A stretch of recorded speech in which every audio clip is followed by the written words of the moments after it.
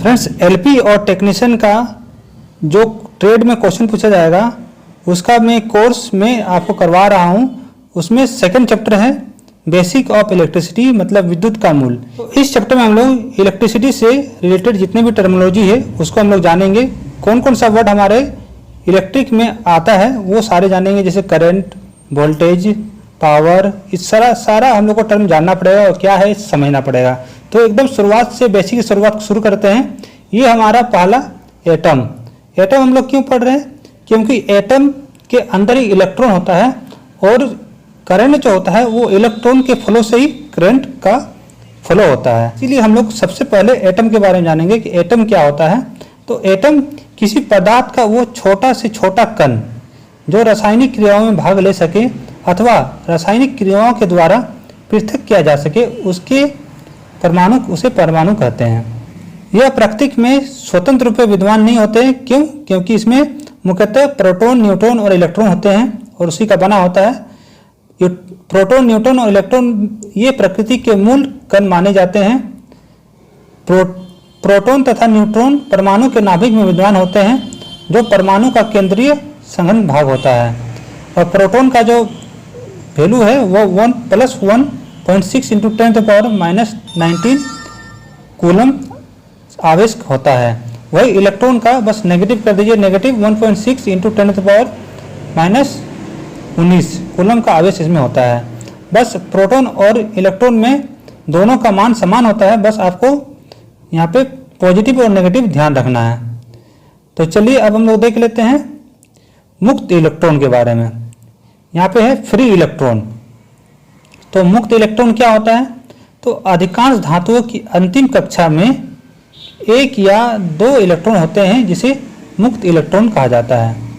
तो फ्रेंड्स, कोई भी एलिमेंट हो, धातु अधातु कोई भी हो, ठीक है, लेकिन धातु में अगर आउटर सेल में कोई इलेक्ट्रॉन होता है तो उसे फ्री इलेक्ट्रॉन कहते हैं। और अधातु वगैरह में फ्री इलेक्ट्रॉन ना होने के कारण इलेक्ट्रिसिटी फ्लो नहीं होता है, लेकिन धातु में यह फ्लो होता है, इसीलिए उसको फ्री इलेक्ट्रॉन कहते हैं। आउटर सेल में जो इलेक्ट्रॉन होता है वो हमारा करंट को फ्लो करने के लिए जिम्मेदार होता है, इसीलिए हम उसे फ्री इलेक्ट्रॉन कहते हैं। नाभिक से दूर होने के कारण ये लगभग मुक्त अवस्था में होते हैं, इसलिए इसे मुक्त इलेक्ट्रॉन कहते हैं। मुक्त इलेक्ट्रॉन के कारण ही आवेश चालक एक सिरे से दूसरी सिरे तक पहुंचता है। ठोस धातुओं के तार में विद्युत धारा का प्रवाह मुक्त इलेक्ट्रॉन के कारण होता है, जबकि विद्युत अवघटन में धारा का प्रवाह आयन के कारण होता है। जैसे कि सॉलिड अगर कोई मेटल हो, जैसे कॉपर हो, एल्युमिनियम हो, या फिर कोई जो हम लोग वायर यूज करते हैं वो सॉलिड होता है, तो उसमें जो इलेक्ट्रॉन मतलब हमारा इलेक्ट्रिसिटी प्रवाह होता है वो मुक्त इलेक्ट्रॉन के कारण होता है। वही अगर कोई इलेक्ट्रोलाइसिस होगा, अवघटन इलेक्ट्रोलाइसिस, जैसे कि एसिड वगैरह होता है बैटरी वगैरह में, तो वो आयन के द्वारा वहाँ पे हमारा ट्रांसफर होता है। अब समझ लेते हैं चार्ज क्या होता है। तो चार्ज हमारा जो है यह एक पदार्थ का वो गुण है जिसके कारण कोई वस्तु विद्युत आकर्षण या विकर्षण का अनुभव करता है। बहुत अच्छा डिफिनेशन है। आप मान लीजिए कि आप क्या करें, आप अपने कंघी से अपने सूखे बालों को ऐसे करके रगड़िए, ठीक है। जब अपने बालों को आप रगड़िएगा, ठीक है, कंघी से, तो आपका कंघी में है, ये कंघी में आपका पॉजिटिव चार्ज आ जाएगा। वही आपके बाल में नेगेटिव चार्ज आ जाएगा। इससे क्या होता है, इससे जब आप कंघी को किसी कागज के टुकड़े में सटाओगे तो आपका कागज का टुकड़ा कंघी की ओर आकर्षित होता है। तो वही एक आकर्षण और विकर्षण का एग्जाम्पल है। और भी बहुत सारे एग्जाम्पल हैं, लेकिन यहाँ पे वो एग्जाम्पल सटीक बैठता है। चलिए अब देख लेते हैं कि आवेश का जो है एसआई मात्रक क्या होता है। तो कूलम होता है इसका एसआई मात्रक, बहुत इंपॉर्टेंट है, VBI है, इसको आपको याद रखना है कि आवेश का एसआई मात्रक कूलम होता है। ये बहुत बार एग्जाम में पूछा गया है। इसका CGS मात्रक कूलम होता है, स्टेट कूलम होता है, और इसे C से प्रदर्शित करते हैं, इसे C से प्रदर्शित करते हैं। वही इसका आवेश का मात्रक एम्पियर सेकेंड भी होता है। आवेश का जो मात्रक है कहीं कहीं एम्पियर सेकेंड भी मिलता है। तो ये चीज़ को आपको ध्यान रखना है। ये चीज़ जो इसका एसआई यूनिट होता है, कोई भी इलेक्ट्रिकल जिसे आप पढ़ते हैं तो इलेक्ट्रिक कोई भी टर्मिनोलॉजी का जो एसआई यूनिट होता है वो काफ़ी इंपॉर्टेंट होता है, उसको आपको ध्यान देना है। आवेश के लिए धन और ऋण शब्द का प्रयोग सर्वप्रथम बेंजामिन फ्रैंकलिन ने किया था। वस्तुओं को आवेशित करने की प्रक्रिया सर्वप्रथम थेल्स ने बताई थी। थेल्स के अनुसार जब कांच के टुकड़े को रेशम के कपड़े से रगड़ा जाता है तो कांच का एक टुकड़ा इलेक्ट्रॉन त्याग करने के कारण धनावेश हो जाता है और रेशम का कपड़ा इलेक्ट्रॉन ग्रहण करने के कारण ऋणावेश हो जाता है। जो मैं एग्जांपल दिया था अभी कंघी का और आपके सूखे बाल का, सेम एग्जांपल यहाँ भी दिया हुआ। अगर आप रेशम के एक कांच के टुकड़े को रेशम के कपड़े से रगड़िएगा तो कांच का जो टुकड़ा है उसमें पॉजिटिव चार्ज आ जाएगा और रेशम के कपड़े में नेगेटिव चार्ज आ जाएगा। तो यही है आपका चार्ज। तो ये चार्ज किस पे डिपेंड करता है? तो चार्ज डिपेंड करता है कि कितना इलेक्ट्रॉन रेशम से कांच में गया या कांच से रेशम में गया, उसके क्वांटिटी पे। क्वांटिटी मतलब उसका नंबर पे। तो इलेक्ट्रॉन और उसकी संख्या पे डिपेंड करता है चार्ज। तो इसका फॉर्मूला हो जाता है Q = Ne। तो Q क्या है? तो उत्पन्न आवेश है और N क्या है? तो त्याग या ग्रहण किए गए इलेक्ट्रॉन की संख्या है और E क्या है? तो इलेक्ट्रॉन का आवेश है। इसको आपको ध्यान देना है। इसके बाद सबसे मोस्ट इंपॉर्टेंट आ जाता है यहाँ पे कूलम्स लॉ, कूलम का नियम। देखिए फ्रेंड्स, अगर आपने थोड़ा बहुत भी फिजिक्स पढ़ा हो तो आपको याद होगा जब आप गुरुत्वाकर्षण पढ़ते हैं तो गुरुत्वाकर्षण में आपको एक फोर्स मिलता होगा F = G m1 m2/r²। ठीक, सेम यही फॉर्मूला यहाँ भी अप्लाई होता है चार्ज के लिए। यहाँ पर F = K है, कांस्टेंट है, जैसे G यहाँ पर कांस्टेंट था वैसे K कांस्टेंट है, Q1 Q2/r²। ठीक है, तो फोर्स डायरेक्टली प्रोपोर्शनल होता है दोनों चार्ज के डायरेक्टली प्रोपोर्शनल होता है और इनवर्सली प्रोपोर्शनल होता है इसके डिस्टेंस पर। फोर्स डायरेक्टली प्रोपोर्शनल होता है दोनों चार्ज के और इनवर्सली प्रोपोर्शनल होता है इसके डिस्टेंस पे। ये r हमारा यहाँ पे एक डिस्टेंस है, r हमारा दोनों चार्ज के बीच का डिस्टेंस है, यहाँ पर इनवर्सली प्रोपोर्शनल होता है उसके। तो इसीलिए हमारा समीकरण जो बनता है F = directly proportional to Q1 Q2/r²। तो जब हम प्रोपोर्शनल को हटाएंगे तो एक कांस्टेंट आ जाएगा, कांस्टेंट आ गया। क्या होता है? K का मान हमारा आगे जाकर देखते हैं। K का मान है यहाँ पे 1/πε0, 1/πε0। ये K का हमारा वैल्यू है। ε0 का वैल्यू है 8.85 × 10⁻⁻12। इसका SI मात्रक हमें इंपॉर्टेंट है, ये एग्जाम में पूछता है। वैल्यू एग्जाम में कभी कोई पूछ सकता है, ऐसे नॉर्मली नहीं पूछता है, लेकिन ये SI यूनिट पूछता है। आपको ये मात्रक याद रखना है। एप्सिलॉन का जो मात्रक होता है ये आपको फोर्स पर मीटर होता है, हो जाएगा 9 × 10⁻⁹। ये आपका K का वैल्यू है। यहाँ पे इसका जो यूनिट होगा ये ε0 का उल्टा हो जाएगा, क्योंकि ε0 नीचे था, वहाँ पर K ऊपर था, तो इसीलिए इसको बस एक याद रखिएगा तो दूसरा अपने आप याद रखिएगा, हो जाएगा। ठीक है, तो K का जो यूनिट है वो N m²//कूलम²। ये आपको याद रखना है फ्रेंड्स। मैं जहाँ जहाँ आपको SI मात्रक बोलूँगा आपको याद करना है। और अगर आपको याद नहीं हो रहा तो इस वीडियो को 1 से 2 बार देखिए, या फिर आपके पास जो नोट्स अवेलेबल हो जाएगा उस नोट्स को 1 से 2 बार पढ़िए तो आपको SI मात्रक याद हो जाएगा। SI मात्रक एग्जाम में बहुत ही पूछता है, इसलिए आपको उस पर ध्यान देना है। तो चलिए अब देख लेते हैं इलेक्ट्रोमोटिव फोर्स। ये काफ़ी इंपॉर्टेंट है, इसको समझना है। EMF क्या होता है? देखिए फ्रेंड्स, सिंपली रटने से कुछ नहीं होता है, मैं आपको समझाने का कोशिश कर रहा हूँ। यहाँ पर जो डिफिनेशन दिया हुआ ये क्या होता है मैं इसको बता देता हूँ, उसके बाद मैं समझा देता हूँ। किसी चालक पदार्थ में विद्युत धारा को एक सिरे से दूसरे सिरे तक प्रभावित करने वाला बल विद्युत वाहक बल कहलाता है। तो फ्रेंड्स ये तो किताबी लैंग्वेज हो गया, इससे मैं आपको सिंपल बता देता हूँ। सबसे पहले आप क्या करिए, इलेक्ट्रोमोटिव फोर्स को आप संधि विच्छेद करिए। ठीक है, तो E बराबर क्या है? देखिए E यहाँ पे है इलेक्ट्रो का क्या मतलब होता है? इलेक्ट्रो वर्ड आया है इलेक्ट्रॉन से, M क्या है? M है मोटिव मतलब आप लिख सकते हैं मोटिवेशन। ठीक है, मोटिवेशन। और फोर्स मतलब तो फोर्स होता है। तो इलेक्ट्रॉन को बहने के लिए मतलब इलेक्ट्रॉन को मोटिवेट करता है बहने के लिए, जितना फोर्स लगता है उसको इलेक्ट्रोमोटिव फोर्स कहते हैं। इसका कहने का मतलब है जितना फोर्स इलेक्ट्रॉन को बहने के लिए लगे, मतलब इलेक्ट्रॉन को मोटिवेट करने के लिए लगे, देखिए इलेक्ट्रॉन क्या होता है, इलेक्ट्रॉन अपने अपने अपने ऑर्बिट में होता है। सबको पता है इलेक्ट्रॉन क्या होता है, इलेक्ट्रॉन अपने अपने ऑर्बिट में होता है। इलेक्ट्रॉन अपने अपने ऑर्बिट में होता है। इलेक्ट्रॉन अपने अपने ऑर्बिट में होता है।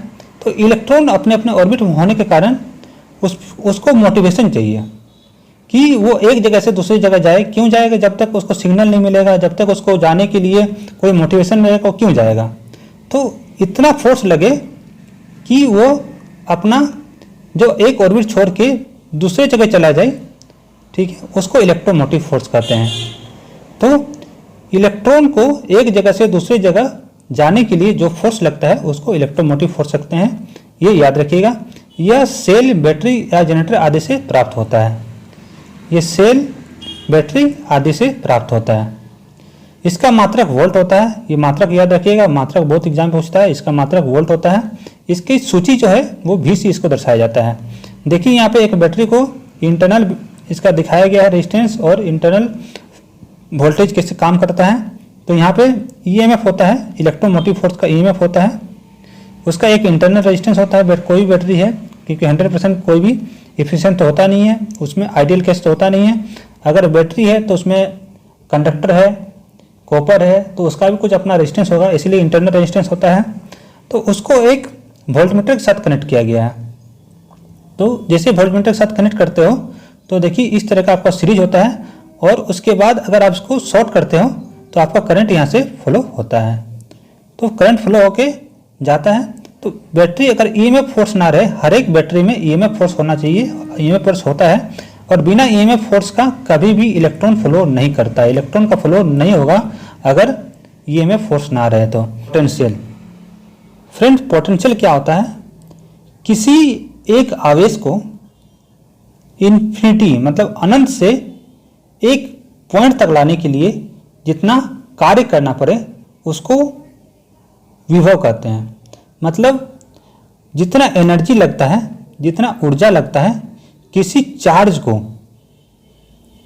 एक पॉइंट तक लाने के लिए, उसको हम विभव कहते हैं। इसका मात्रक जो क्या है, इसका मात्रक है जूल पर कूलम, क्योंकि ऊर्जा का मात्रक होता है, ऊर्जा का मात्रक जूल होता है, और क्यू का मात्रक क्यू, चार्ज का मात्रक कूलम होता है, तो जूल कूलम।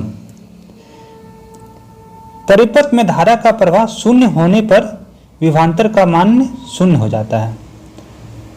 अगर परिपथ में धारा नहीं बह रहा तो विभवांतर का मान शून्य। विभवांतर मतलब होता है दो पॉइंट के बीच का अंतर, दो पॉइंट के बीच का अंतर, दो बिंदुओं के बीच का अंतर। तो विभवांतर पोटेंशियल डिफरेंस किसको होते हैं? यहाँ पे देख लीजिए टर्मिनोलॉजी, पोटेंशियल डिफरेंस। जब किसी चालक में विद्युत धारा प्रवाहित होती है तो किसी सिरे के विभवों में कुछ अंतर पैदा होता है, जिसे विभवांतर कहते हैं। जैसे कि मान लीजिए यहाँ बैटरी लगा दी आप, ठीक है, बैटरी लगा दी है। अब क्या है, एक रेजिस्टेंस है, उसके साथ दूसरा रेजिस्टेंस है, ठीक है। तो आपका यहाँ से करंट गया तो यहाँ पे वोल्टेज कुछ अलग होगा। ये जैसे पहला रेजिस्टेंस को क्रॉस करेगा तो ये जब दूसरा पॉइंट हो जाएगा, यहाँ पर भी कुछ वोल्टेज दूसरा रहेगा। क्यों? क्योंकि यहाँ वोल्टेज जो है वो ड्रॉप कर गया। तो इसी तरह जब यहाँ से भी क्रॉस करेगा तो वोल्टेज चेंज हो जाएगा। तो इसी तरह अलग अलग पॉइंट में अलग अलग वोल्टेज होता है, उसी को पोटेंशियल डिफरेंस कहते हैं। इस पॉइंट में वोल्टेज का मान कुछ अलग होता है, इस पॉइंट में वोल्टेज का मान कुछ अलग होता है, तो उसी को पोटेंशियल डिफरेंस कहा जाता है। मतलब एक सिरे और दूसरे सिरे के बीच का जो अंतर होता है विभव में, पोटेंशियल में, उसको पोटेंशियल डिफरेंस कहते हैं। तो चलिए अब हम लोग दूसरा टर्मिनोलॉजी समझ लेते हैं, इलेक्ट्रिक फील्ड। इलेक्ट्रिक फील्ड क्या होता है? तो इलेक्ट्रिक फील्ड किसी आवेश के चारों ओर का वह क्षेत्र जिसमें कोई दूसरा आवेश अपने पर एक बल का अनुभव करता है, विद्युतीय क्षेत्र कहलाता है। तो कोई एक क्षेत्र होता है, जैसे कि विद्युत फील्ड,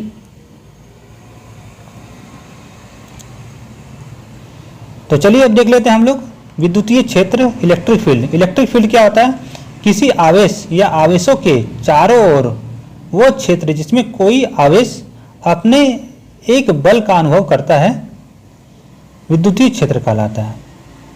उस क्षेत्र में अगर कोई आता है, कोई आवेश आता है या जाता है तो उसमें बल लगता है, तो उसको इलेक्ट्रिक फील्ड कहते हैं। उसका एक क्षेत्र होता है कोई भी आवेश का, उस क्षेत्र से अगर बाहर रहेगा तो उस आवेश के लिए कोई आपत्ति नहीं है, लेकिन अगर उस आवेश के सामने कोई दूसरा आवेश आता है तो उसमें बल का अनुभूति होगा, ये इसमें कहा गया है। तो इलेक्ट्रिक फील्ड ऑफ लाइन्स क्या होता है? यह सघन विद्युतीय क्षेत्र के लिए सघन और विरल विद्युतीय क्षेत्र के लिए विरल रेखाओं का प्रयोग किया जाता है। एक समान विद्युतीय क्षेत्र के लिए एक समान बल रेखाओं का प्रयोग किया जाता है। ये सारे इसके पॉइंट्स हैं। अब देख लेते हैं इलेक्ट्रिक लाइन ऑफ फोर्स। किसी आवेश के चारों ओर के विद्युतीय क्षेत्र को दिखाने वाली बल रेखाएं विद्युतीय बल रेखाएं कहलाती है। ये रेखाएं काल्पनिक होती है।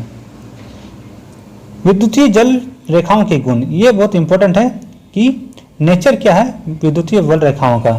विद्युतीय बल रेखाओं का नेचर काफ़ी इंपॉर्टेंट है, एग्जाम में काफ़ी पूछा जाता है, इसको आपको ध्यान रखना है।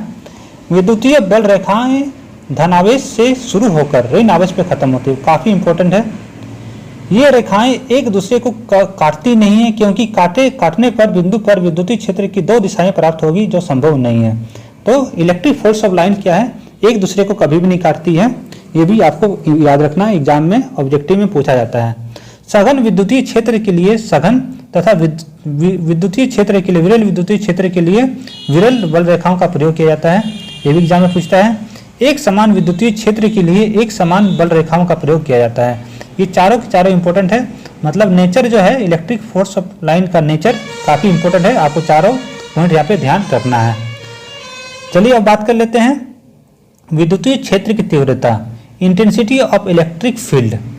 तो इंटेंसिटी ऑफ इलेक्ट्रिक फील्ड, यदि किसी विद्युतीय क्षेत्र में किसी बिंदु पर Q आवेश पर F बल लगता है तो उस बिंदु पर विद्युतीय क्षेत्र की तीव्रता E बराबर F/Q होती है। विद्युतीय क्षेत्र की तीव्रता का सही मात्रक न्यूटन कूलम होता है। यह एक सदिश राशि है। यह किसी खोखले चालक के अंदर विद्युतीय क्षेत्र की तीव्रता शून्य हो जाती है, क्योंकि उसके अंदर का माध्यम हवा है, इसलिए बिजली चमकते समय कार की खिड़की और दरवाजे बंद कर लेने चाहिए। ये काफ़ी इंपॉर्टेंट पॉइंट है, इसको आपको ध्यान देना है। साबुन के बुलबुले को घन या ऋण आवेश देने पर उसका आकार बढ़ जाता है। ये सब आपको पॉइंट है, ये सब ऑब्जेक्टिव में पूछा जाता है और ये सब आपको ध्यान देना है। अब है नया टर्मिनोलॉजी, विद्युत धारा, इलेक्ट्रिक करंट क्या होता है? तो इलेक्ट्रिक करंट किसी तत्व या पदार्थ में इलेक्ट्रॉन का प्रवाह विद्युत धारा कहलाता है। फ्रेंड्स, कोई भी पदार्थ में इलेक्ट्रॉन अगर फ्लो होता है, तो अगर इलेक्ट्रॉन फ्लो होता है तो इसका मतलब इलेक्ट्रिक चार्ज उस पदार्थ में फ्लो कर रहा है। यह आवेश प्रवाह की दर को विद्युत धारा कहते हैं। Rate of change of charge को भी करंट कहा जाता है। I बराबर Q/T या फिर I बराबर dQ/dt, dQ/dt, rate of change of charge. इसका SI मात्रक एम्पियर होता है। यदि किसी बिंदु से सेकंड में 6.28 × 10⁻18 इलेक्ट्रॉन प्रवाहित हो जाए तो विद्युतीय धारा का मान 1 एम्पियर होता है। तो कभी कभी 1 एम्पियर का वैल्यू पूछेगा, तो 1 एम्पियर का डेफिनेशन आपको याद रखना है कि 1 सेकंड में अगर 6.28 × 10⁸ इलेक्ट्रॉन प्रवाहित हो जाता है तो उसे 1 एम्पियर कहते हैं। तो ये कभी कभी ऑब्जेक्टिव में पूछा रहेगा, इसका वैल्यू दिया रहेगा, आपको बस टिक मारना होगा। विद्युत धारा का वेग प्रकाश के समान 3 × 10⁸ मीटर पर सेकंड होता है। विद्युत धारा एक अदिश राशि है और क्योंकि यह सदिश के जोड़े नियम को पालन नहीं करता है। देखिए, इलेक्ट्रिक का जो नियम है इलेक्ट्रिक करंट का, वो सारे वेक्टर को फ्लो करता है, मतलब सदिश को फ्लो करता है, लेकिन समेशन रूल जो है, एल्जेब्रिक समेशन रूल जो है, वो वेक्टर वाला यहाँ फ्लो नहीं करता है, इसीलिए ये सदिश ना होकर एक अदिश राशि है। बैटरी लगा हुआ, बैटरी में हमारा जो करंट बह रहा है, ये देखिए इस दिशा में मान लीजिए करंट बह रहा है, इस दिशा में हमारा करंट बह रहा है, तो उसका इलेक्ट्रॉन जो है उसकी विपरीत दिशा में बहेगी, ये आपको याद रखना है। मतलब इलेक्ट्रॉन के विपरीत दिशा में ही हरदम करंट बहेगा। तो विद्युत धारा हमेशा बंद परिपथ में ही प्रवाहित होती है, ये आपको ध्यान रखना। विद्युत का जो धारा होता है वो हमेशा बंद परिपथ में ही प्रवाह होता है। विद्युत धारा हमेशा निम्न प्रतिरोध का मार्ग चुनती है। इलेक्ट्रॉन का बहाव हमेशा ऋण वस्तुओं से धन वस्तुओं की ओर होती है। अब आ जाता है ओम्स लॉ। ओम्स लॉ एक काफ़ी इंपॉर्टेंट नियम है। अगर सभी स्थितियां नियत रहे तो किसी चालक में वोल्टेज उसमें प्रवाहित धारा के समानुपाती होता है, अर्थात V is directly proportional to I। V is directly proportional to I। सभी स्थितियां नियत समझ में नहीं आ रहा तो नियत ताप और दाब भी आप याद रख सकते हैं, या फिर थर्मोडायनामिक प्रॉपर्टी को भी याद रख सकते हैं। At a constant thermodynamic property V is directly proportional to I। अब V का जो प्रोपोर्शनलिटी हटाएंगे तो V इक्वल टू हो जाएगा IR। तो R क्या है? R एक नियतांक है, मतलब कांस्टेंट है जो उस चालक का प्रतिरोधक है। तो R को अगर R का फॉर्मूला लिखेंगे तो R बराबर V बाई I हो जाता है। और V का हम लोग जानते ही हैं SI मात्रक वोल्ट होता है और करंट का एम्पियर होता है, तो वोल्ट एम्पियर इसको ओम से दर्शाते हैं। तो यहाँ पे प्रतिरोध का SI मात्रक ओम हो जाता है। तो इसमें नोट करने वाली बातें क्या है? प्रतिरोध संधारित्र प्रेरकत्व पर ही ओम्स लॉ लागू होता है। देखिए ओम्स लॉ लागू कहाँ होता है ये चीज़ बताया गया है। ओम का नियम रेखीय और द्विदिशात्मक परिपथ में काम करता है। लीनियर एंड बाई डायरेक्शनल कहते हैं इसको। Linear and by directional circuit में ही ओम्स लॉ लागू होता है। ओम का नियम AC और DC दोनों के लिए काम करता है। यहाँ पे ये लिखा हुआ AC और DC लिखा हुआ, दोनों सटा हुआ है। AC और DC के लिए काम करता है। AC के लिए सिर्फ R के स्थान पर प्रतिबाधा Z हो जाता है। तो प्रतिरोध पदार्थ का वो स्वाभाविक गुण है जिसके कारण वो अपने से होने वाले विद्युत धारा का विरोध करता है, उसे प्रतिरोध कहते हैं। प्रतिरोध का प्रतीक मात्रक R होता है। प्रतिरोध का SI मात्रक जो होता है मात्रक होता है वो ओम होता है। प्रतिरोध का आकार शक्ति पर निर्भर करता है, प्रतिरोध पर नहीं। तो इसीलिए प्रतिरोध की आप जो मतलब आपको प्रतिरोध का साइज देख रहे हैं, इसका साइज जो है वो इसके कैपेसिटी मतलब इसके पावर पर डिपेंड करता है, इसके प्रतिरोध पे नहीं करता है। तो जिस पावर के लिए यूज होगा उतना ही बड़ा और छोटा होगा। छोटा पावर के लिए यूज होगा तो छोटा प्रतिरोध होगा, बड़े पावर के लिए होगा तो बड़ा प्रतिरोध होगा। अब प्रतिरोध भी देखिए यहाँ पे आपको दो तरह का प्रतिरोध मिलेगा। एक चल प्रतिरोध होता है, इसको चल प्रतिरोध कहता है, और इसको नियत प्रतिरोध कहते हैं। तो दो तरह का प्रतिरोध होता है, चल प्रतिरोध, नियत प्रतिरोध। दोनों का आपको सिंबल देख लीजिए, कभी कभी सिंबल रहता है और सिंबल से भी ऑब्जेक्टिव बनाया हुआ रहता है। तो चाल के प्रतिरोध का प्रभावित करने वाला कारक, तो चालक के प्रतिरोध को जो मतलब प्रतिरोध को कौन कौन प्रभावित करता है? तो टेम्परेचर करता है, नेचर ऑफ सब्सटेंस करता है और लेंथ करता है। तापमान के बढ़ने से चालक का प्रतिरोध बढ़ता है। जैसे जैसे तापमान बढ़ेगा वैसे प्रतिरोध बढ़ेगा, और जैसे तापमान घटेगा उसका प्रतिरोध घटेगा। मतलब डायरेक्टली प्रोपोर्शनल इसको कह सकते हैं। नेचर ऑफ सब्सटेंस, अलग अलग धातुओं के तार का प्रतिरोध अलग अलग होता है। तो जैसे कि तांबा हो गया, लोहा हो गया, लकड़ी हो गया, कोयला हो गया, सबका प्रतिरोध अलग अलग होता है। इसीलिए कहा गया पदार्थ की प्रकृति पे निर्भर करता है। लेंथ, चालक तार की लंबाई बढ़ने से प्रतिरोध बढ़ता है और घटने से ये घटता है। तो R is also directly proportional to L। और चौथा जो फैक्टर है रेजिस्टेंस पे इफेक्ट करता है वो है अनुप्रस्थ काट का क्षेत्रफल। अनुप्रस्थ काट का क्षेत्रफल के घटने से चालक का प्रतिरोध बढ़ता है और बढ़ने से घटता है, मतलब इन्वर्सली प्रोपोर्शनल है। ठीक है, क्या है? इन्वर्सली प्रोपोर्शनल है। क्यों? क्योंकि घटने से चालक बढ़ता है, अगर ये घटेगा तो चालक बढ़ता है, प्रतिरोध बढ़ता है, और अगर ये बढ़ता है तो प्रतिरोध घटता है। कंडक्टर लिया गया है, ये कंडक्टर है।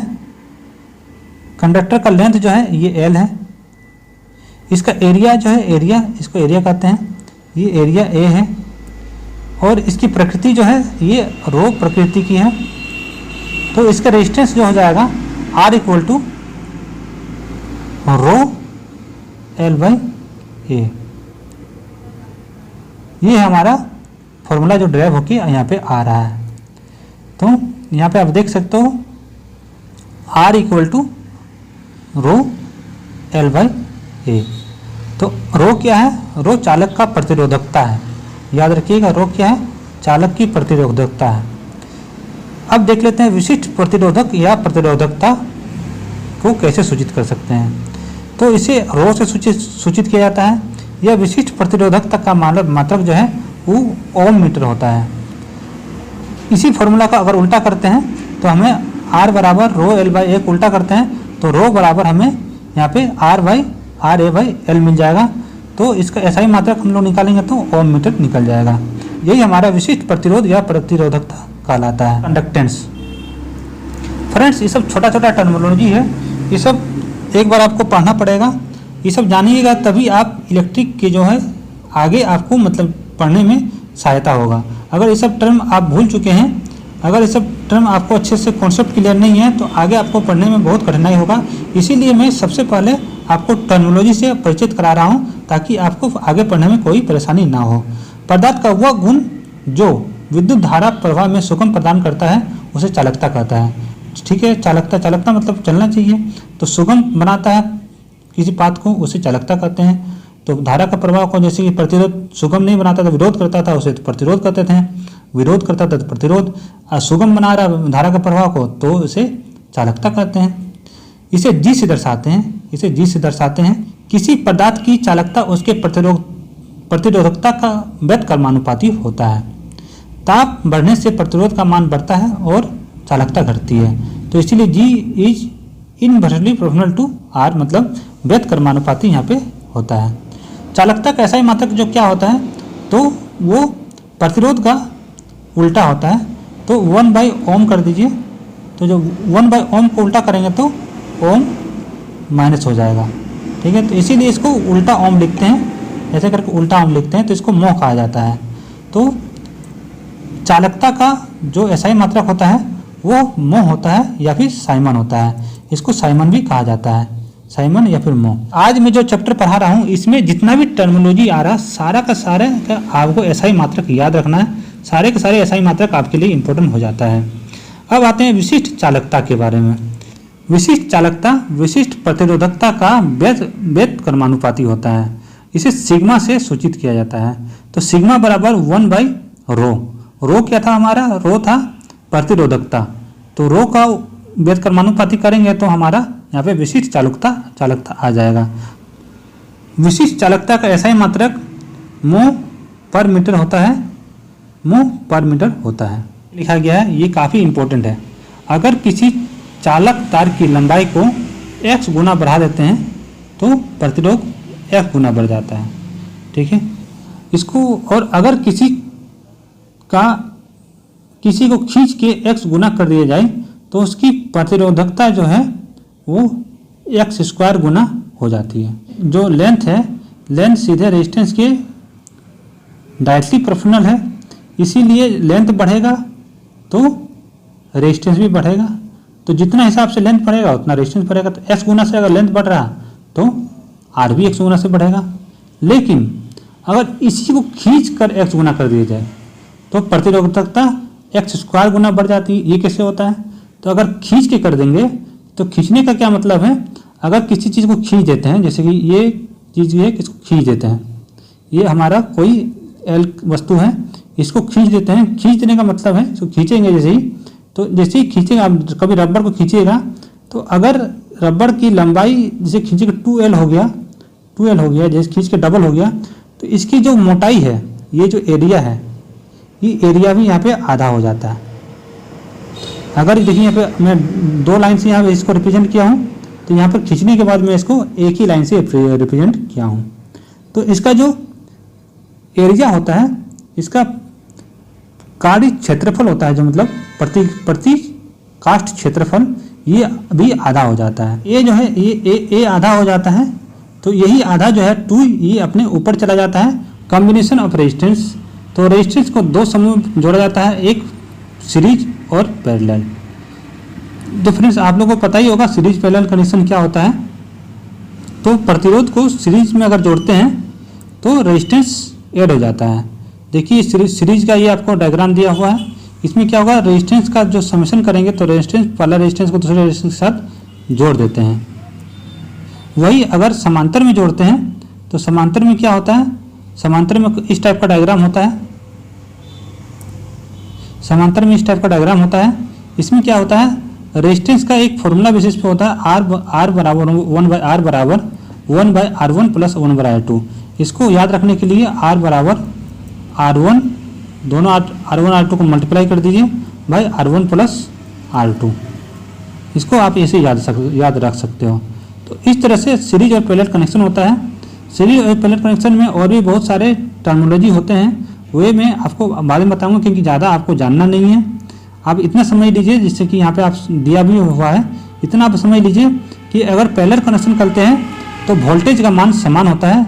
जो वोल्टेज यहाँ पे है वही वोल्टेज यहाँ पे इस रेजिस्टेंस के लिए, यही वोल्टेज इस रेजिस्टेंस के लिए है, लेकिन करंट का मान अलग होता है। यहाँ अगर आई करंट गया तो यहाँ पे अलग करंट हो जाएगा, I1 हो जाएगा, यहाँ पे ये I2 हो जाएगा। तो करंट का मान अलग अलग फ्लो करता है। लेकिन वही अगर आप देखिए यहाँ पे सीरीज में क्या होता है, सीरीज में इसका उल्टा होता है। धारा का मान समान होता है, जो धारा आई गया है वही धारा यहाँ पे बहता हुआ आई यहाँ से निकल गया है, जो आई यहाँ से गया है वही आया आरी बढ़ते हुए, मतलब धारा बढ़ते हुए आपका यहाँ पे दोबारा रिटर्न आ गया है। लेकिन वोल्टेज का मान जो है वो भिन्न भिन्न हो गया है। तो देखिए R1 के लिए V1 वोल्टेज, R2 के लिए V2 वोल्टेज। तो इस तरह का आपका वोल्टेज यहाँ पे भिन्न हो जाता है। तो सीरीज और पैरेलल कनेक्शन में आपको यही याद रखना है कि सीरीज कनेक्शन में आपका रेजिस्टेंस ऐड हो जाता है। रेजिस्टेंस आपका क्या होता है, रेजिस्टेंस ऐड हो जाता है, और वोल्टेज क्या होता है वो अलग अलग हो जाता है, अलग अलग हो जाता है। तो वोल्टेज आपका अलग हो जाता है और रेजिस्टेंस जुड़ जाता है। वही आप पैरेलल कनेक्शन में क्या याद रखिएगा, तो पैरेलल कनेक्शन में आपको याद रखना है कि वोल्टेज समान रहता है और धारा अलग अलग हो जाता है। और वही रेजिस्टेंस आपका क्या होता है, तो रेजिस्टेंस दोनों का मल्टीप्लाई हो जाता है, दोनों रेजिस्टेंस का डिवाइडेड बाई दोनों रेजिस्टेंस का समीशन कर देना है। ये आपको याद रखना फॉर्मूला, ये इस फॉर्मूला से क्वेश्चन भी पूछे जाते हैं, इसीलिए आपको ये फॉर्मूला याद रखना है। तो चलिए आप व्हीटस्टोन ब्रिज देख लेते हैं। व्हीटस्टोन ब्रिज क्या है, तो व्हीटस्टोन ब्रिज एक अज्ञात प्रतिरोध को ज्ञात करने की युक्ति है। मतलब ये एक इंस्ट्रूमेंट है जिससे आप किसी भी रेजिस्टेंस का मान याद कर सकते हैं। तो ये भी काफ़ी पूछा जाता है कि व्हीटस्टोन ब्रिज किसके लिए यूज किया जाता है, तो ऑब्जेक्टिव में रहेगा प्रतिरोध के लिए, प्रेरणा के लिए, प्रेतत्व के लिए, धारिता के लिए। तो आपको क्या यूज करना है, प्रतिरोध के लिए। क्या है, व्हीटस्टोन ब्रिज किसको नापने के लिए यूज करता है, तो प्रतिरोध के लिए। इससे आप धारिता और प्रेतत्व नहीं नाप सकते हैं, मतलब इससे आप कैपेसिटर और इंडक्टर को नहीं नाप सकते हो। टर्मिनेटर लगा होता है और 3 रेजिस्टेंस लगा होता है। एक आपका अननोन रेजिस्टेंस रहता है जिसको आपको लाना है।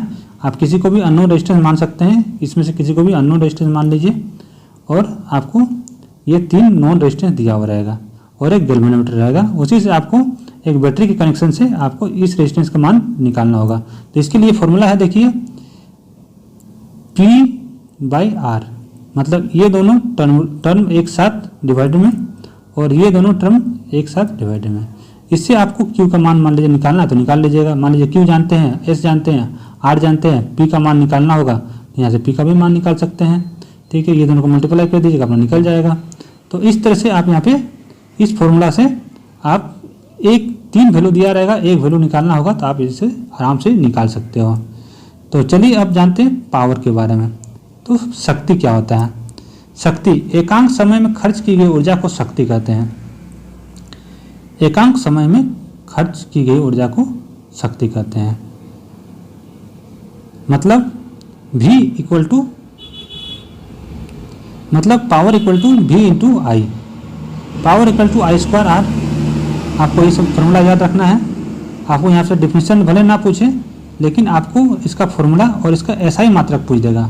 SI मात्रक बहुत ही पूछता है, इस सारे टर्मिनोलॉजी का SI मात्रक बहुत पूछता है। मैं आपको बार बार बोल रहा हूँ, SI मात्रक आप जरूर याद कर लीजिएगा।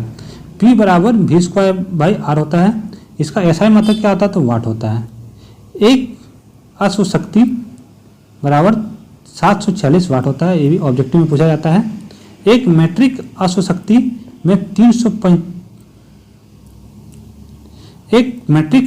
में 735.5 वाट होता है। एक अश्व शक्ति को किलोवाट के संबंध में अगर लिखना है तो 1 किलोवाट बराबर 1.3 हॉर्स पावर होता है। ये सब आपको याद रखना है, ये सब ऑब्जेक्टिव में पूछा जाता है। प्रतिरोध वाला सेक्शन खत्म हो गया है, अब आ जाता है हम लोग धारिता वाला में। तो धारिता मतलब क्या होता है, कैपेसिटी होता है। कैपेसिटी वर्ड तो आप लोग जानते ही हो, कैपेसिटी मतलब कितना वो कैरी कर सकता है। तो इसका चलिए डेफिनेशन देख लेते हैं। इलेक्ट्रिकल डेफिनेशन क्या है? किसी चालक की धारिता उस चालक में विभव को एकांक से बढ़ाने के लिए आवश्यक आवेश की मात्रा होती है। मतलब यदि किसी चालक को Q आवेश देने से उसका विभव कितना बढ़ जाता है? तो V बढ़ जाता है। ठीक है, तो यहाँ पे देखिए C बराबर क्या है? C बराबर Q/V। तो यहाँ पे क्या है? Q एक आवेश है, V क्या है? एक विभव है। तो इसको धारिता कहते हैं। इसी को कहते हैं, इसी कैपेसिटी को धारिता कहते हैं। इसका SI मात्रक क्या होता है? तो कूलम पर वोल्ट कहते हैं, क्योंकि ऊपर कूलम है और नीचे वोल्ट है, तो कूलम पर वोल्ट। यह एक अदिश राशि है। यह इसका व्यवहारिक मात्रक क्या है? माइक्रोफैराड आता है। जनरली यही पूछता है, माइक्रोफैराड पूछता है, SI मात्रक इसका कम ही पूछता है। आपको धारिता पूछेगा तो माइक्रोफैराड ही आपका ऑप्शन में रहता है, तो यह भी फैराड रहता है। तो इसलिए आपको फैराड ध्यान में रखना है। आप कूलम पर वोल्ट भी ध्यान में रख सकते हो, लेकिन पूछता यही है। तो एक माइक्रोफैराड मतलब कितना होता है? तो 10⁻⁶ फैराड होता है। तो अब आ जाते हैं, गोलाकार चालक की त्रिज्या बढ़ाने से धारिता बढ़ती है तथा त्रिज्या घटाने से धारिता घटती है। तो इसका फॉर्मूला देख लीजिए। C बराबर क्या है? तो 4πε/r।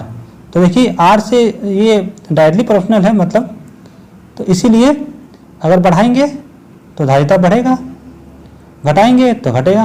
पृथ्वी की धारिता कोई पूछे तो कितना होता है? 711 माइक्रोफैराड होता है।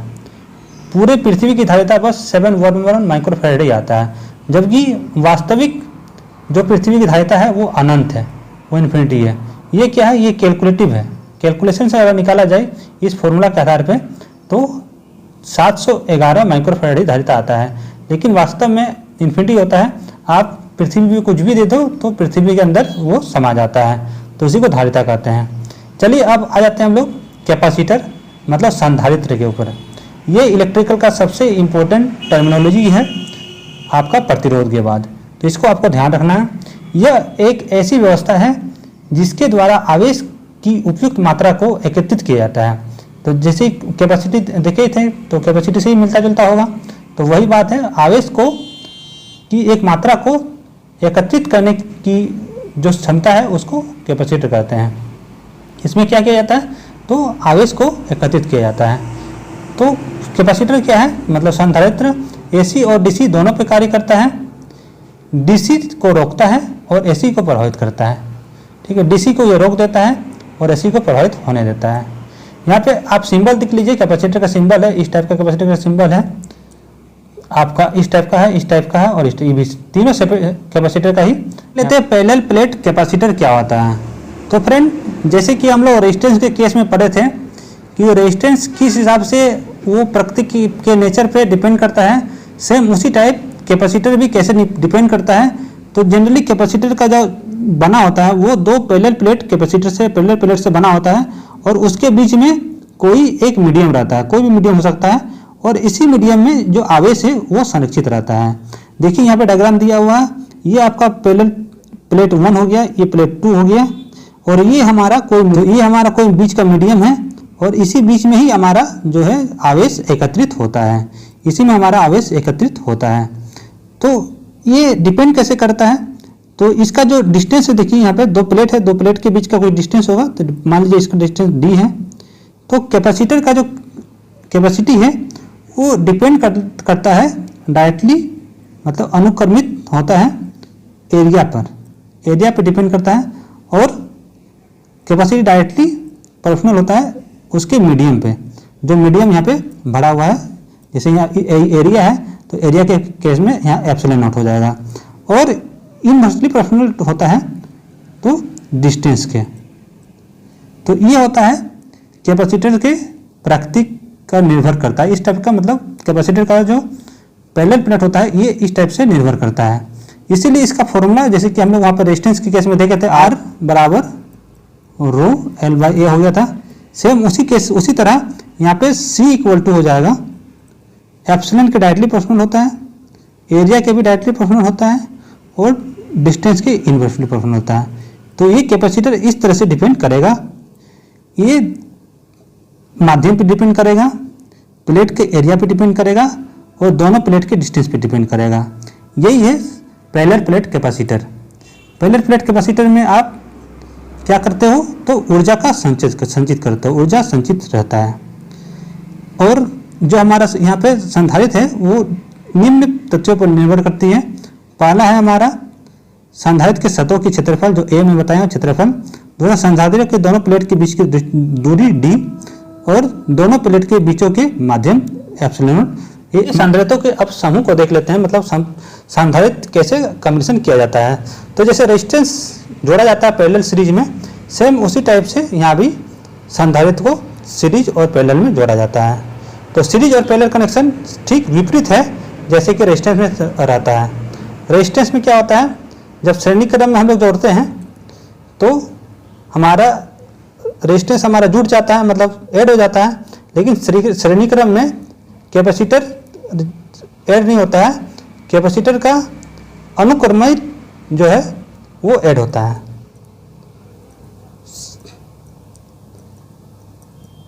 आप इस तरह से कैपेसिटर को ऐड कर सकते हो, या फिर जो सिंगल फॉर्मूला हम रेजिस्टेंस के केस में यूज किए थे वही यहाँ पे आप यूज कर सकते हो। C बराबर C1 C2 by summation of C1 into C2। ये दोनों फॉर्मूला कैपेसिटर और रेजिस्टेंस के लिए वैल्यू होता है। वहाँ पे ये पैरेलल के लिए होता था रेजिस्टेंस के लिए, यहाँ पे ये सीरीज के लिए काम करेगा। बाकी सब सेम है। आपका सीरीज में करंट सेम रहेगा, जैसे कि वहाँ पे रेजिस्टेंस के लिए सेम था, यहाँ पे करंट सेम रहेगा, वो अलग अलग होगा, वोल्टेज अलग अलग होगा कनेक्शन में। तो पैरेलल कनेक्शन में क्या है, इस प्रकार के प्रत्येक समूह में संधारित्र का पहला सिरा एक साथ तथा दूसरे सिरा एक साथ जुड़ा होता है। कैपेसिटी जो है ये सम हो जाता है, तीनों कैपेसिटर का सम हो जाता है। जितने कैपेसिटर होगा सेम हो जाता है, जैसे रेजिस्टेंस का श्रेणी क्रम में होता है उसी टाइप का यहाँ कैपेसिटर का यहाँ आपका पैरेलल में होता है।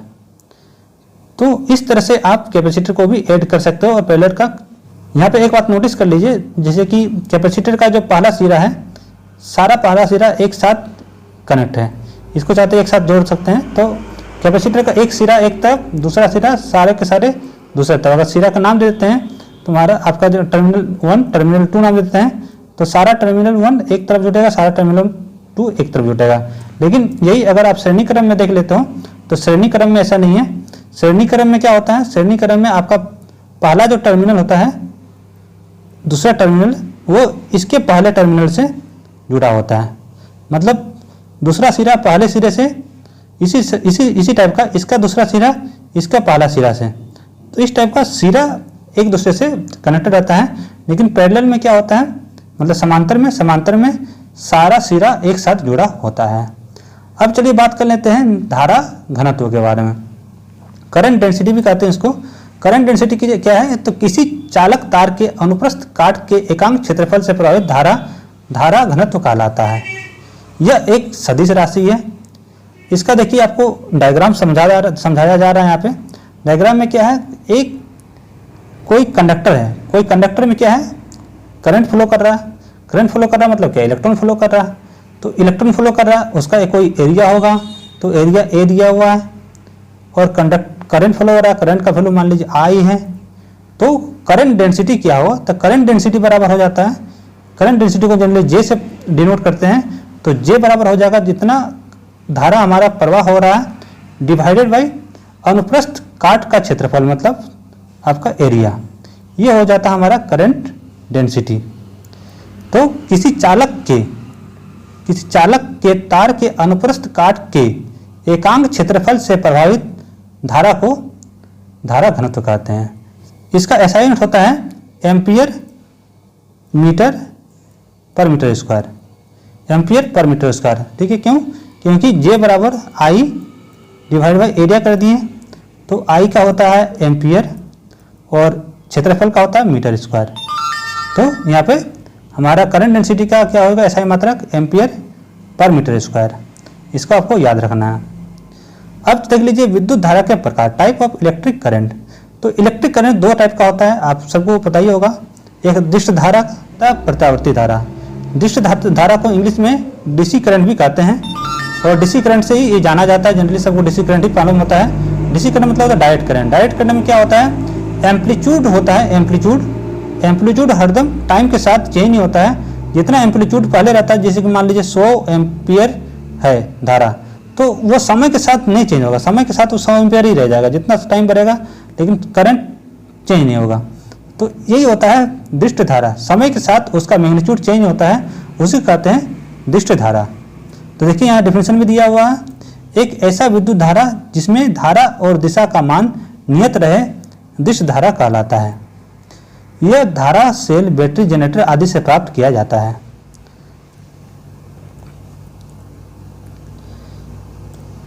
इसका उपयोग कहाँ कहाँ है? तो इसका उपयोग हो इलेक्ट्रोप्लेटिंग में, आर्क वेल्डिंग में, बैटरी चार्जिंग में, इलेक्ट्रॉनिक उपकरण के परिचालन इत्यादि में। अब आ जाते हैं हम लोग अल्टरनेटिंग करंट, जिसको प्रत्यावर्ती धारा, एसी करंट भी कहते हैं। ये मोस्ट इंपॉर्टेंट हमारा यहाँ पे टॉपिक शुरू हो जाता है, इस यहाँ से आपको ध्यान देने की आवश्यकता है, यहाँ से क्वेश्चन बहुत पूछा जाता है।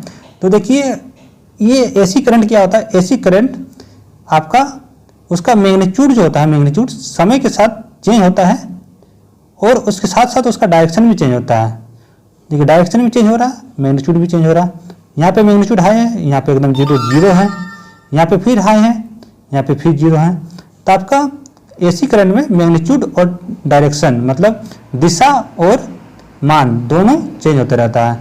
धारा जिसका दिशा और मान एक नियत दर पर परिवर्तित होते रहे उसे प्रत्यावर्ती धारा कहते हैं। यह धारा अल्टरनेटर से प्राप्त किया जाता है, एसी जंत्र के उपयोग से किया जाता है, एसी घरेलू उपयोग में किया जाता है। इसको डोमेस्टिक एप्लीकेशन में जितना बल्ब का पंखा वगैरह चलता है सब हमारे एसी में चलता है। औद्योगिक क्षेत्र में भी इसी एसी करंट का यूज किया जाता है। प्रकाश, उष्मा, ठंड या यांत्रिक ऊर्जा प्रदान करने के लिए भी इसी धारा का यूज किया जाता है। मतलब जनरली आपको भी पता होगा कि सारा जो भी हमारा उपकरण चलता है एसी में ही चलता है, डीसी में बहुत ही कम उपकरण चलते हैं। तो एसी और डीसी में अब अंतर जान लेते हैं। देखिए एसी के साथ विद्युत लेपन, बैटरी चार्जिंग जैसी प्रक्रिया नहीं कर सकते हैं। डीसी के साथ विद्युत लेपन, बैटरी चार्जिंग की जा सकती है। मतलब डीसी करंट को हम स्टोर कर सकते हैं, एसी करंट को स्टोर नहीं कर सकते हैं। एसी को दूर तक भेजना सुविधाजनक है क्योंकि इसमें ऊर्जा ह्रास कम होती है, जबकि डीसी करंट को दूर तक भेजना सुविधाजनक नहीं है क्योंकि इसमें ऊर्जा ह्रास मतलब एनर्जी लॉस ज़्यादा होता है। तीसरा, इसका परिणाम और दिशा समय के साथ बदलता है, लेकिन डीसी का परिणाम और दिशा समय के साथ नहीं बदलता है। एसी में यह 50 हर्ट्ज की आवृत्ति की होती है और इसमें परिवर्तन की छूट ±3% होती है, लेकिन डीसी में आवृत्ति 0 होती है क्योंकि डीसी में कोई आवृत्ति नहीं होती क्योंकि उसका दिशा बदलता ही नहीं है, इसलिए उसकी आवृत्ति होती नहीं है। पांचवा, एक पूरे चक्र के लिए एसी का औसत मान 0 हो जाता है। मतलब अगर एवरेज वैल्यू निकाला जाए, औसत वैल्यू निकाला जाए तो एक चक्र के लिए इसका मान 0 निकलता है, लेकिन डीसी में औसत का जो मान है वो मूल मान के बराबर होता है। चुंबक प्रभाव पर आधारित एमीटर और वोल्टमीटर से एसी को नहीं मापा जा सकता है क्योंकि इससे एसी का मान 0 हो जाता है। चुंबकीय प्रभाव पर आधारित एमीटर और वोल्टमीटर से डीसी मापा जा सकता है जो उसका वास्तविक मान को दर्शाता है। एसी को मापने के लिए तप्त तार रेड हॉट वायर की आवश्यकता होती है और डीसी को नापने के लिए red hot wire and ammeter से डीसी भी मापा जा सकता है। मतलब एसी को मापने के लिए स्पेशल आपको इंस्ट्रूमेंट चाहिए, लेकिन डीसी आप किसी से भी नाप सकते हैं। तो इस तरह से आपको एसी और डीसी के बीच में डिस्टेंस आपको पता होना चाहिए। यहाँ पे एसी का बैटरी में संचयित नहीं कर सकते हैं, लेकिन डीसी का बैटरी में संचित कर सकते हैं। एसी के साथ ट्रांसफार्मर का उपयोग होता है, डीसी के साथ ट्रांसफार्मर का उपयोग नहीं कर सकते हैं। एसी को डीसी में बदला जा सकता है जिसको रेक्टिफायर द्वारा या ऋतुराज के प्रयोग से किया जाता है, और डीसी को भी एसी में बदला जा सकता है जिसको इन्वर्टर के द्वारा कहा जाता है, इन्वर्टर के द्वारा किया जाता है। तो मतलब एसी से जो डीसी बदलता है उसको रेक्टिफायर कहते हैं और जो डीसी से एसी में बदलता है उसको इन्वर्टर कहते हैं। विद्युत धारा के प्रभाव, इफेक्ट ऑफ इलेक्ट्रिक करंट। विद्युत धारा के मेनली 3 प्रभाव होते हैं। एक है ऊष्मीय प्रभाव, दूसरा है आपका चुंबकीय प्रभाव, दूसरा चुंबकीय प्रभाव जिसको मैग्नेटिक इफेक्ट भी कहते हैं, और तीसरा है आपका केमिकल इफेक्ट। ये 3 इफेक्ट मेनली आपका इलेक्ट्रिक में दिखा जाता है और तीनों इफेक्ट का अलग अलग उपयोग किया जाता है, क्योंकि इसी तीनों इफेक्ट से ही एसी को यूनिक बनाता है और ये 3 इफेक्ट होने के कारण ही एसी आज के दिन में सबसे ज़्यादा यूज होता है। देख लेते हैं कि ऊष्मीय प्रभाव का क्या क्या उपयोग होता है।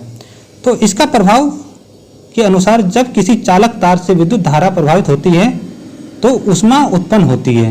इसे विद्युत धारा का ऊष्मीय प्रभाव कहते हैं। जैसे कोई कंडक्टर से, कोई तार से अगर हम लोग करंट को प्रभाव करते हैं तो उसमें क्या है, ऊष्मा उत्सर्जित होता है, तो उसी को ऊष्मीय प्रभाव कहते हैं। इसकी खोज जूल ने की थी, इसीलिए इसका यूनिट जो है जूल रखा गया है।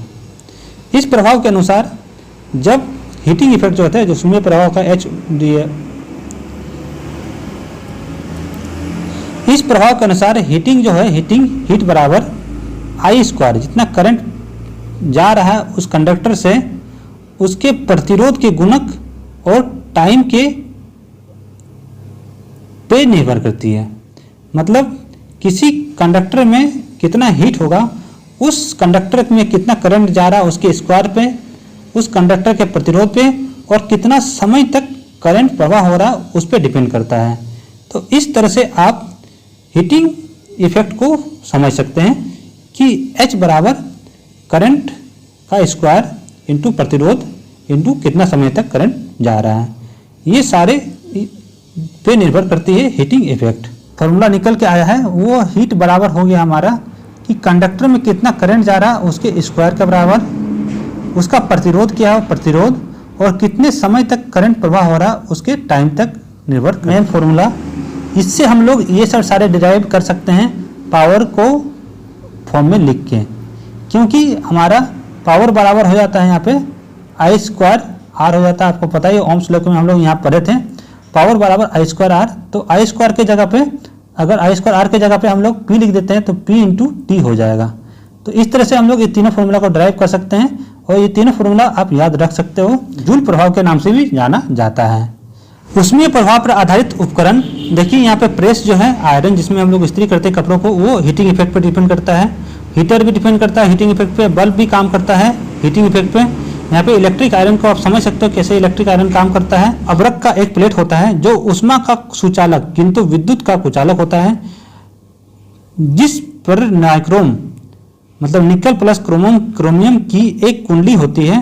जब इससे विद्युत धारा प्रवाहित होती है तो यह गर्म हो जाती है। क्रोमी क्यों यूज किया जाता है हमारा आयरन में, तो नाइक्रोम का जो प्रतिरोधक होता है और उसका गलनांक होता है ये उच्च होता है, इसीलिए नाइक्रोम यूज किया जाता है हमारे आयरन में। अब आ जाते हैं हम लोग हीटर में।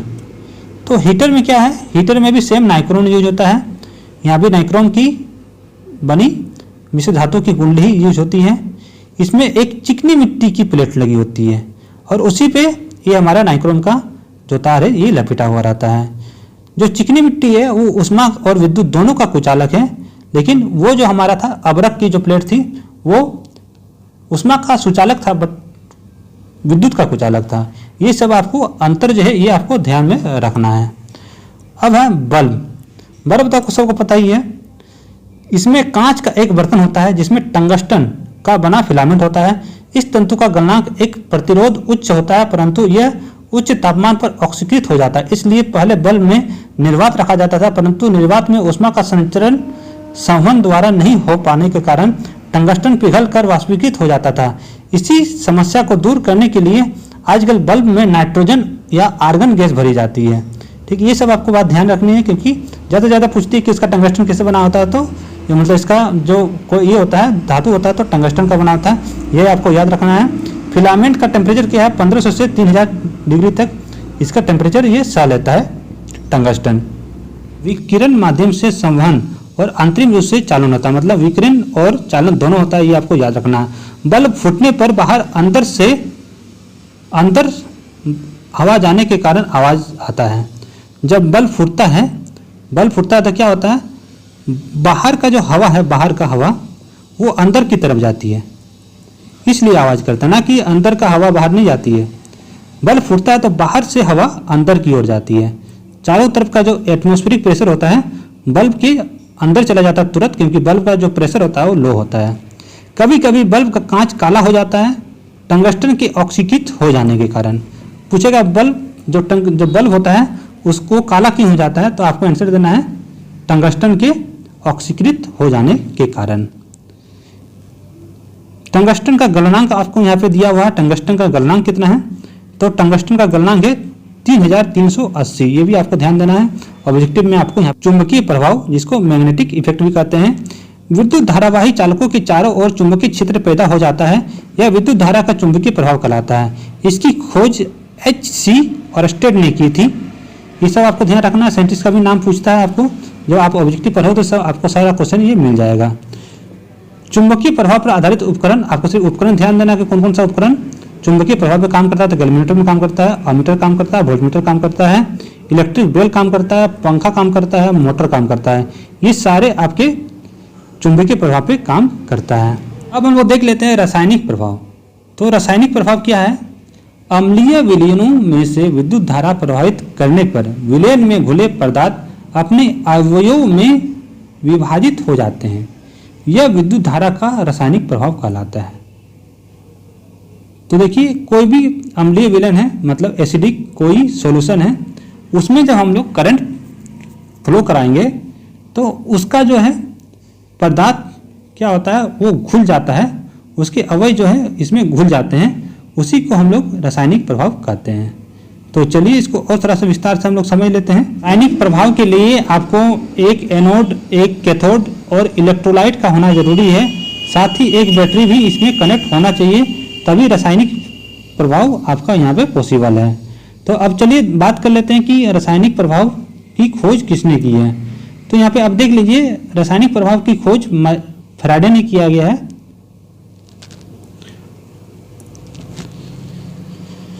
रासायनिक प्रभाव की खोज माइकल फैराडे के द्वारा किया गया है। इसका जो विलयन है, विद्युत धारा प्रभावित होती है, विद्युत अपघटन कहलाता है। जो मतलब इसका जो विलयन है जिससे विद्युत धारा प्रभावित होती है उसको विद्युत अपघटन कहलाता है। वैसा विलयन जिसमें विद्युत धारा प्रभावित हो सकती है विद्युत अपघटय कहलाती है। विद्युत अपघटय में धारा का प्रवाह आयन के द्वारा, धनायन हो सकता है, ऋणायन कुछ भी हो सकता है, के कारण होता है। तापमान में बढ़ने पर विद्युत अपघटय का प्रतिरोध घटता है और चालकता बढ़ती है। जिस बर्तन में विद्युत अपघटन की क्रिया होती है उसे विद्युत अपघटनी सेल या इलेक्ट्रोलाइट सेल या वोल्टमीटर कहते हैं। अब है फैराडे का विद्युत अपघटन का नियम। ये बहुत इंपॉर्टेंट है।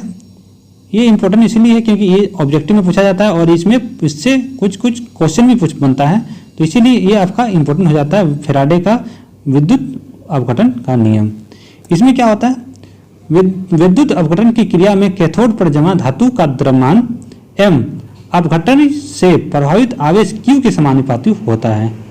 तो यहाँ पे आपको बोला गया है कि जो धातु है उसमें अपघटय जमा हो जाता है, उसी का रासायनिक प्रभाव करते हैं। तो कितना जमा होता है, इसकी मात्रा वगैरह क्या है, आपको फैराडे के द्वारा बताया गया है। तो यहाँ पे जो हमारा कैथोड में जो जमा होता है आपका मात्रा, पदार्थ की मात्रा, वो होता है m बराबर Z इंटू आई टी कहाँ से आया, तो आई टी क्यू है। तो मतलब यहाँ पे आप समझ सकते हो कि m बराबर Z इंटू क्यू। अब Q को लिख सकते हो Q बराबर I इंटू टी। तो जिट मात्रा जिट के बराबर होती है, ये आपको याद रखना है। ये फॉर्मूला आपका बार बार पूछते रहता है।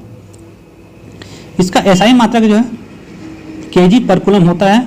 एक फैराडे बराबर आपका 96500 कूलम होता है।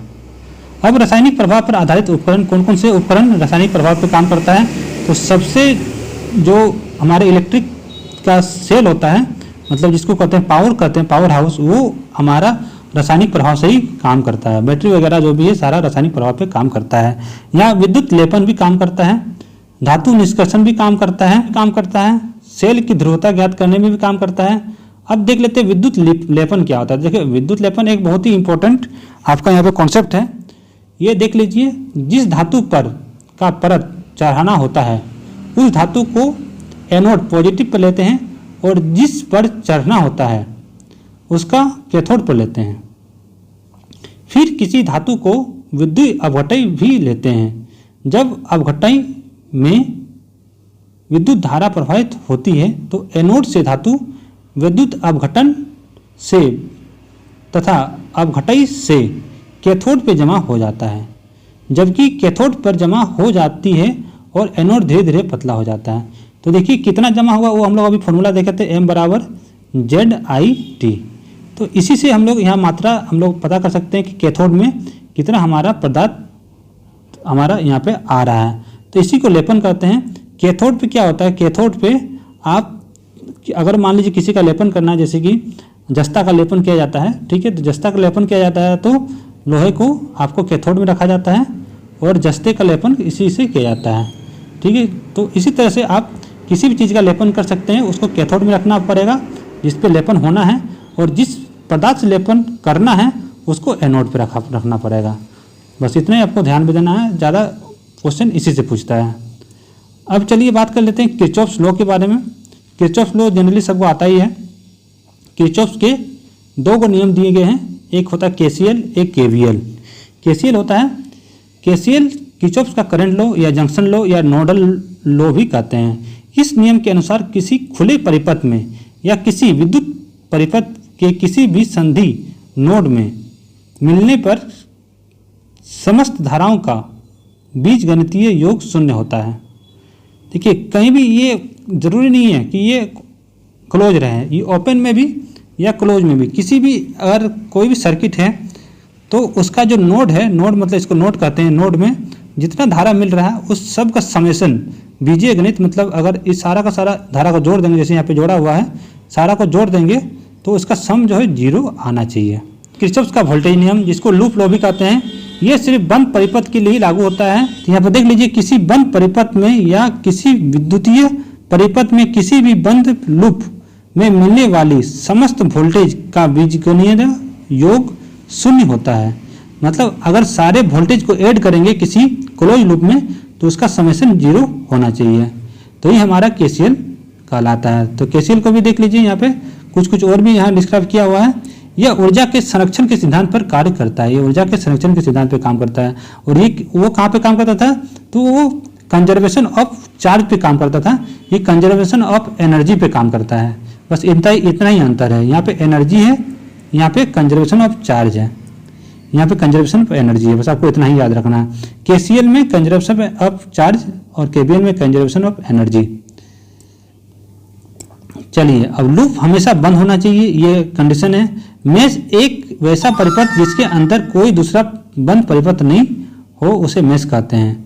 तो मेश किस कहते हैं, देखिए ये एक मेश हो जाएगा, जहाँ जहाँ एक ही बंद परिपथ है उसको मेश कहते हैं। सारा मेश लूप होगा लेकिन सारा लूप मेश नहीं होगा, ये भी आपको ध्यान देना है।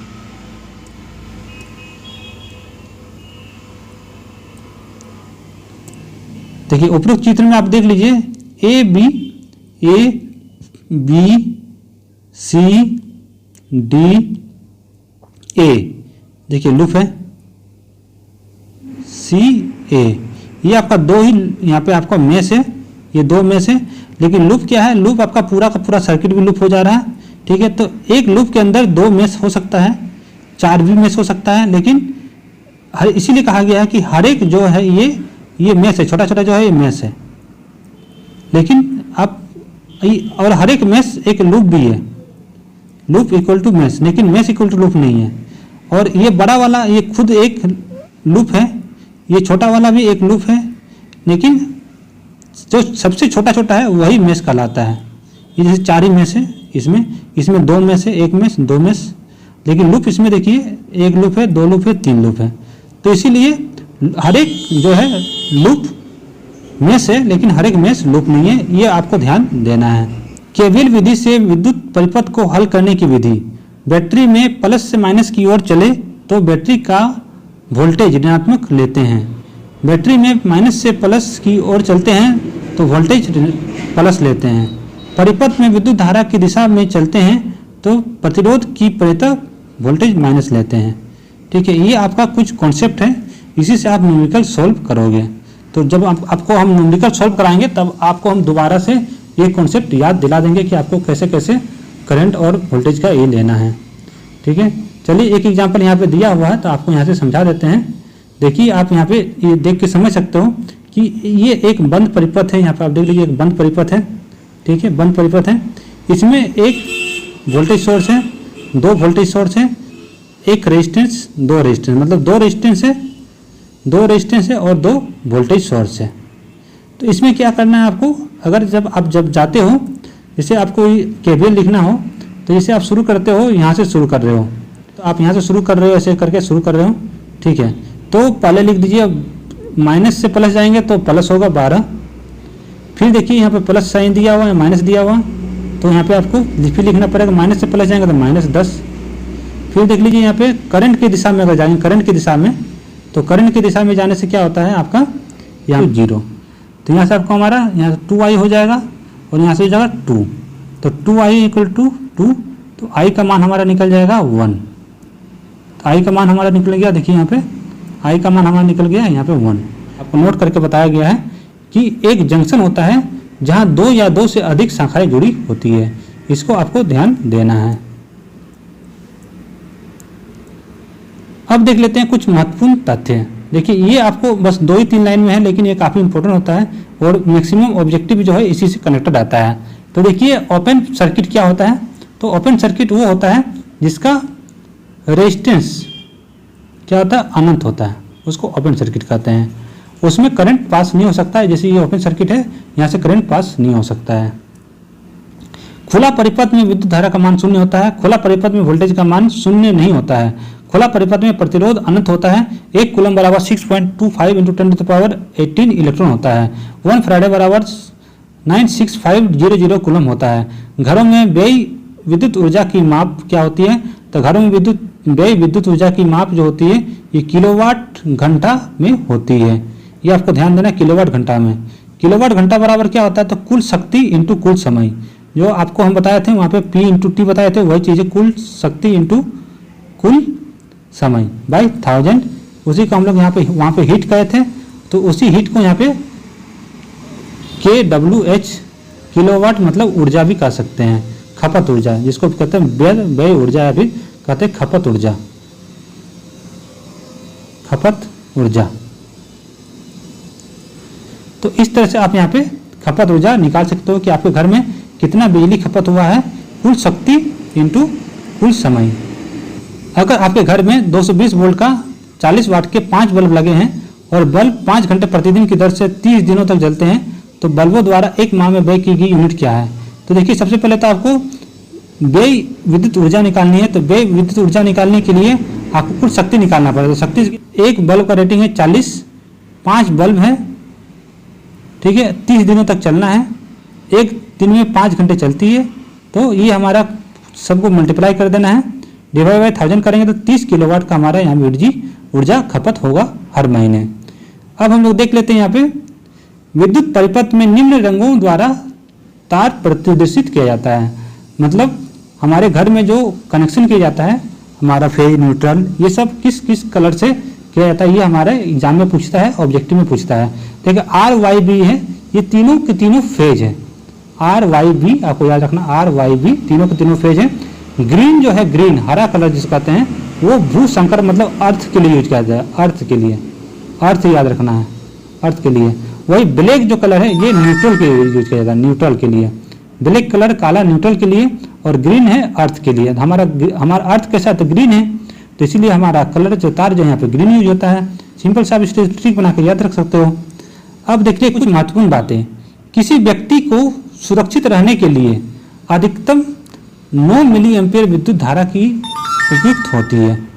तो 9 मिली एम्पियर से अगर अधिक की विद्युत धारा उसको लगेगा तो उसको शॉक लग सकता है, उसकी जान भी जा सकती है। लेकिन 9 मिली एम्पियर से अगर कम विद्युत धारा उसको शॉक दिया गया है तो वो जीवित रह जाएगा। मानव शरीर का प्रतिरोध जो होता है वो 1000 ओम का होता है। केल्विन ब्रिज से निम्न प्रतिरोध मापा जाता है। तो केल्विन ब्रिज जो है वो लो रेजिस्टेंस नापने के लिए यूज किया जाता है। अगर दो तार समांतर में एक ही दिशा में धारा प्रवाहित हो तो एक दूसरे को आकर्षित करती है। अगर 2 समांतर तार है एक ही दिशा में करंट को प्रवाहित कर रही है तो दोनों एक दूसरे को अट्रैक्ट करेगा। वही जब दो प्रतिरोध को समांतर में जोड़ा जाता है तो परिणामी प्रतिरोध निम्न प्रतिरोध से कम होता है। दो प्रतिरोध समांतर में जोड़ा जाएगा, मतलब पैरेलल में जोड़ा जाएगा, तो जो तुल्यांकन जो हम लोग प्रतिरोध निकालेंगे तो वो सबसे निम्न जो रेजिस्टेंस है उससे भी कम होगा, उससे बराबर होगा या फिर उससे कम होगा। ठीक है। पानी में अगर सप्लाई के दो तारों को डाला जाए और दोनों तार के पास में बुलबुले बनते हैं तो वो सप्लाई डीसी है, और यदि बुलबुले बने बिना पानी गर्म हो जा रहा है तो वो एसी है। तो इस तरह से आप एसी और डीसी को भी पहचान सकते हैं। ऑब्जेक्टिव में आपको पूछ देगा कि डीसी ऑब्जेक्टिव में आपको पूछ देगा डीसी और एसी को आप कैसे पहचान सकते हैं। तो इस तरह से पहचान सकते हैं, अगर पानी में आप दोनों तार को मिलाते हैं तो उसमें बुलबुला बनता है तो वो डीसी करंट है, अगर बुलबुला नहीं बनता सिर्फ पानी गर्म होता है तो वो एसी रहता है। घरों में लगे उपकरण विद्युत सप्लाई के साथ समांतर में लगे होते हैं, इसका एक कारण है वोल्टेज समान होना। तो सारे उपकरण का मतलब क्या है, 220 वोल्ट का समान वोल्टेज चाहिए, इसीलिए हमारे घरों में पैरेलल कनेक्शन में सारा वस्तु लगा होता है, सारा उपकरण लगा होता है। तो ये हो गया हमारा थ्योरी पार्ट फ्रेंड्स। ये काफ़ी वीडियो लंबा हो गया है तो इसीलिए ऑब्जेक्टिव क्वेश्चन हम नेक्स्ट कभी वीडियो में बना देंगे। ऐसी एक एक वीडियो में हम आपका एक एक चैप्टर कंप्लीट कर देंगे। क्या है, आपको सुरक्षित मतलब एक जगह पे सारा मटेरियल मिल जाए, मेरी यही इच्छा है।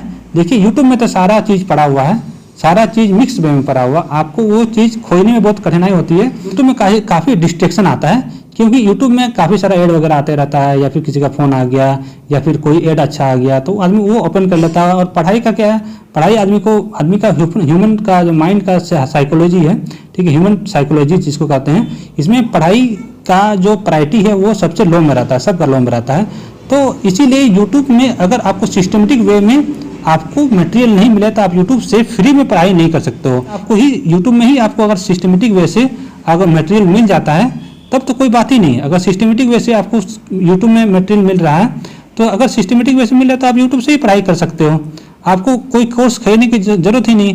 लेकिन फिर भी मैं फ्रेंड्स बोलूँगा कि आप रिस्क मत लीजिए, क्योंकि 1000-2000 की कोई बात नहीं होती है।